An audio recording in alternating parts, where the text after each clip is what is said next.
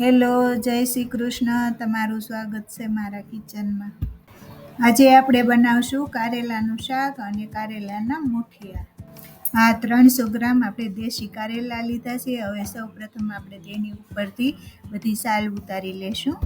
બધા કારેલાની આપણે આ સાલ ઉતારી લીધી છે. હવે આ સાલ આપણે ફેંકી નથી દેવાની, તેના આપણે મુઠિયા બનાવશું.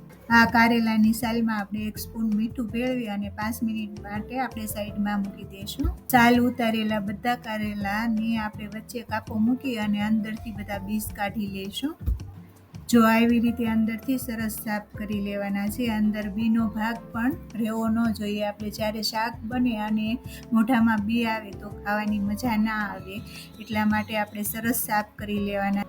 સરસ સાફ કરી લીધા છે. હવે આપણે અંદર અને બહારની સાઈડ બધી સાઈડ આપણે મીઠું લગાવીએ અને તેને પણ આપણે સાઈડમાં 5-10 મિનિટ રાખી મૂકશું. આ કારેલાની સાલને આપણે મીઠું વાળી સાઈડમાં રાખી મૂકી હતી. હવે તેને આપણે પાણીથી ધોઈ લેશું.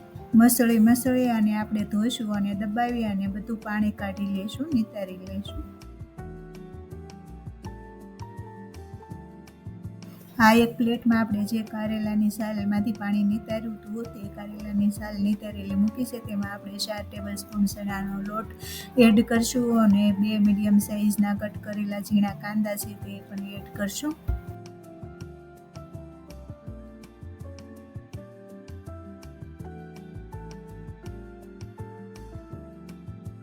સ્વાદ અનુસાર આપણે મીઠું ઉમેરશું. 1 ટીસ્પૂન મીઠું ઉમેર્યું છે, 1/2 ટીસ્પૂન હળદર, 1 સ્પૂન લાલ મરચું પાવડર, 1 સ્પૂન ધાણા જીરું પાવડર એડ કરશું. 1 ટેબલ સ્પૂન ગોળ, 2 લીંબુનો રસ, 1 સ્પૂન ઓઇલ એડ કરશું. આપણે આના મુઠિયા બનાવવાના છે. મુઠિયા તો ખાટા મીઠા અને સ્પાઈસી અને એકદમ ટેસ્ટી હોય છે. તે ટેસ્ટી બનાવો તો જ તમને ખાવાની મજા આવે. મુઠિયા વાળવા માટે આમાં આપણે પાણી એડ કરવાની જરૂર નહીં પડે. કારેલાની સાલમાં થોડું ઘણું મોઈસર હોય, લીંબુનો રસ હોય, એટલાથી જ તમારો મુઠિયાનો લોટ બંધાય અને રેડી થઈ જશે. આમાં પાણી એડ કરવાની જરૂર પડશે જ નહીં. ચણાનો લોટ હોય એટલે હાથમાં ચીપકે એટલે આપણે હથેળીમાં સૌ પ્રથમ ઓઇલ લગાવશું. હવે આપણે તેના મુઠિયા વાળી લઈશું. આ રીતે કારેલાની સાઈઝના બધા આપણે મુઠિયા વાળી અને રેડી રાખશું. હવે આપણે કારેલાની અંદર ભરવાનો મસાલો રેડી કરશું.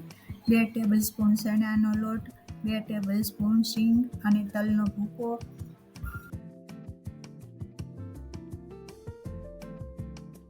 1 સ્પૂન ક્રશ કરેલું લસણ, અડધી વાટકી ઝીણા કટ કરેલા ધાણા, 1 સ્પૂન ધાણા જીરું પાવડર, 1 સ્પૂન મીઠું, સ્વાદ અનુસાર મીઠું અને 1/2 ટીસ્પૂન હળદર, 1 સ્પૂન લાલ મરચું પાવડર, 1 સ્પૂન ગોળ અને 1 સ્પૂન આપણે ઓઇલ એડ કરશું. આ બધા મસાલા આપણે એકદમ સરસ મિક્સ કરી દઈશું.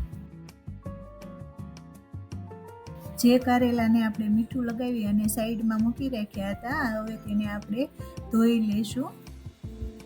હવે કારેલાને અંદર અને બહાર બધે હાથ ફેરવી અને વધારાનું મીઠું અને કડવાશનો ભાગ આપણે સાફ કરી લઈશું. આ પાણી ખારું અને કડવું થઈ ગયું છે. હવે આ પાણી આપણે ફેંકી હવે બીજું પાણી લઈ અને ફરી અને તેને વોશ કરશું. મીઠાવાળા કરી અને આ રીતે વોશ કરવાથી તમારે બાફવાની જરૂર નહીં પડે અને અંદરથી બધી કડવાશ નીકળી જશે. આ પ્રોસેસથી બાફવાની જરૂર ના પડે. હવે કારેલા સરસ સાફ થઈ ગયા છે અને વોશ થઈ ગયા છે. હવે આપણે તેને દબાવી અને બધું પાણી નિતારી લઈશું. હવે આપણે આ જે મસાલો તૈયાર કરીને રાખ્યો છે તે આપણે કારેલામાં ભરી દઈશું. કારેલાની અંદર તે રીતનો જ આપણે અંદર મસાલો ભરશું. વધારે મસાલો નથી ભરવાનો, બારો ના નીકળવો પડે. આપણે આ ગ્રેવીવાળું શાક નથી બનાવતા. ગ્રેવીવાળું શાક બનાવી તો તમે વધારે મસાલો ભરો અને બહાર નીકળે અને ગ્રેવી બનતી હોય છે. આ આપણે કોરું શાક બનાવવાનું છે. ગેસ શરૂ કરી તેના ઉપર પ્રેશર કુકર મૂકી અને આપણે 2 સ્પૂન તેમાં તેલ એડ કરશું. તેલ ગરમ થઈ જાય એટલે 1/2 ટીસ્પૂન આપણે રાઈ એડ કરશું. રાઈ તતરી જાય એટલે 1/2 ટીસ્પૂન આપણે જીરું એડ કરશું.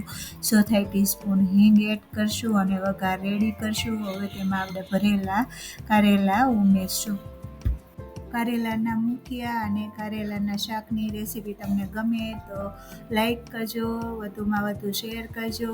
હજી સુધી અમારી ચેનલને સબસ્ક્રાઈબ ના કરી હોય તો સબસ્ક્રાઈબ કરજો.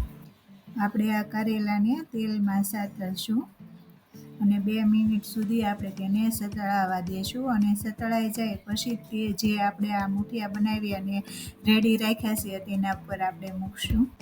એક પછી એક આપણે બધા મુઠિયા કારેલાની ઉપર મૂકી દેશું. હવે તેમાં આપણે અડધી વાટકી પાણી એડ કરશું.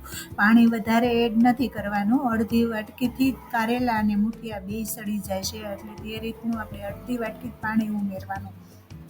હવે પ્રેશર કુકરનું ઢાંકણ બંધ કરી દઈશું અને મીડિયમ ફ્લેમ ઉપર આપણે તેમાં 3 વિસલ થવા દઈશું. 3 વિસલ થઈ ગઈ છે અને સરસ સુગંધ આવે છે, કારેલા અને મુઠિયા ચડી ગયા હોય તેવી. હવે આપણે પ્રેશર કુકર ખોલી અને આપણે ચેક કરી લઈશું. કારેલા અને મુઠિયા એકદમ સરસ કૂક થઈ ગયા છે અને પરફેક્ટ આપણું આ મુઠિયા અને કારેલાનું શાક રેડી થઈ ગયું છે. હવે આપણે સર્વિંગ પ્લેટમાં કાઢીશું. આ વરસાદની સિઝનમાં ગરમા ગરમ કારેલાનું શાક અને ગરમા ગરમ રોટલી જમવાની મજા જ કંઈ અલગ જ આવે છે. આ આપણી ગરમા ગરમ રોટલી અને કારેલાનું શાક રેડી. આ કારેલાના મુઠિયા અને કારેલાનું શાકની રેસીપી તમને કેવી લાગી કોમેન્ટ કરી અને ભૂલ્યા વગર જ જણાવજો.